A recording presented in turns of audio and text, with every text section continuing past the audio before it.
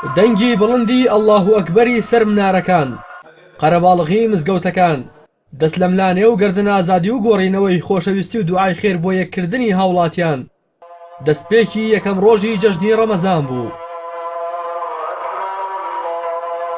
جەژن ڕۆژی لێبوردن و گردن ئازادی و خۆشەویستیە، ڕۆژی بەسەرکردنەوەی زیندوەکانە، نەک خەم و خەفەت خواردن و پرسە گێڕان. جەژنی ڕەمەزان ڕۆژی ئاهەنگی سەرکەوتنی مانگێکی پڕ لە خێر و بەرەکەت و تاعەت و عیبادەتە. ئەمڕۆ ڕۆژی ئەوەیە کە ئینسان کینە و بوغز و ڕقلت لی دەرکە. ئەمڕۆ ڕۆژی ئەوەیە دەست بکەینە مەلیەک.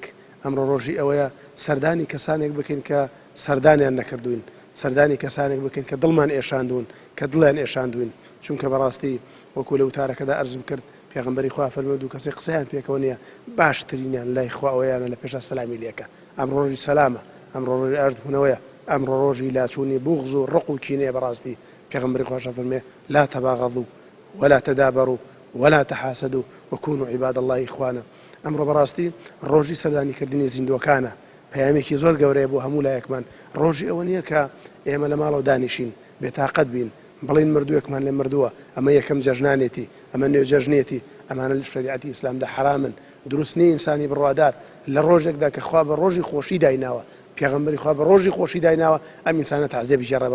بەڕاستی خەڵکانێک لە مانگێکدا کە بە ڕۆژوو بوون ئیدی وازان لەم ڕۆژەدا تەواو خوشکانی بەڕە لە چک فڕادەن، گەنجەکان هاتوچێ مزگەوت ناکەنەوە، تێکەڵاوی دروستە بێ، ئەچن بۆ شوێنەکان. بەڕاستی ئینسانی بڕوادارە بێ خۆی بپارێزێت لەو کارانەی کە پێچەوانەی شریعەتی پاکی ئیسلامە، جا لە جەژنا بێ یان لە غەیری جەژنا بێ. جەژن ڕۆژی بەخشینەوەی پەیامی برایەتی و یەکڕێزی و تەباییە، ڕۆژی وەلانانی ناکۆکیەکان و پێکهاتن و ڕێککەوتنە. هەمیشە لەگەڵ ناوی جەژن ئاشتی و ئاسایش و سەقامگیری و خۆشبەختی و خۆشەویستی بەبیر و هزری هاوڵاتیاندا دێت. خوایە خۆشی بگێڕیتەوە بۆ وڵاتمان، خوایە خۆشی بگێڕیتەوە بۆ نیشتمانمان، خوایە خۆشی بۆ گێڕیتەوە بۆ ئەم میلەتە، خوایە سەربەرزمان کەی، خوایە دین و ئیمانمان سەلامەت کەی، خوایە نوێژ و ڕۆژەکانمان لێ قبوڵ کەی. خوا مسلمانان سەرکەوتوو کە ئینشەڵا بەسەر نەفس و شەیتانە و وڵاتمان ئاسایش بێ و ئەو میلەتەوە و مسلمانانە بە ئاسایش بزین ئینشەڵا. ماشەڵا زۆر خۆش بوو، ماشەڵا زۆر خۆش بوو، ڕەمەزانێکی خۆش بوو، ڕەمەزانێکی چاک بوو. الحەمدولیلا لەخوا بەزیابێ مسلمانان بە سەرکەوتووی ئەنجامیاندا. و دوای ڕەمەزانیش بە ڕۆژووبوونی ئەو مانگە جەژن دێ و بۆیەکە ئەوەی کە لەو مانگەیە بە ڕۆژوو بووە لە ڕۆژی جەژنە هەستێکی خۆشی هەیە و هەستێکی تایبەتی هەیە کە بە بۆنەی ئەوەی کە لەو مانگەیە توانیوێتی بە ڕۆژوو بێت و بەسەر نەفسی خۆیان زاڵ بوو بێت و سپاس و ستایشی خۆی پەروەردگارەکەین کە ئەم مانگە پیرۆزە کە مانگی ڕەحمەت و بەزەی و قورئان و تەراویح و عیبادەت بوو، مانگی گەڕانەوە بۆ لای خۆی پەروەردگار.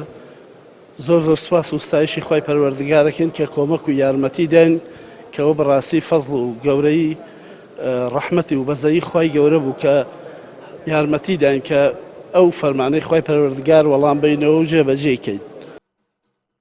پاش مانگێک لە ڕۆژوو تەراویح و دەشەو لە لەیلەتول قەدر، جەژنی ڕەمەزان پەیامی کۆتایی هاتنی ئەو تاقیکردنەوەیە، هەروەها ئاهەنگی سەرکەوتنی ئەو کەسانەیە کە توانیان بەسەر حەز و ئارەزوەکانیاندا زاڵ بن و ئەرک و فەرمان و پەرستشەکان بەجێ بێنن.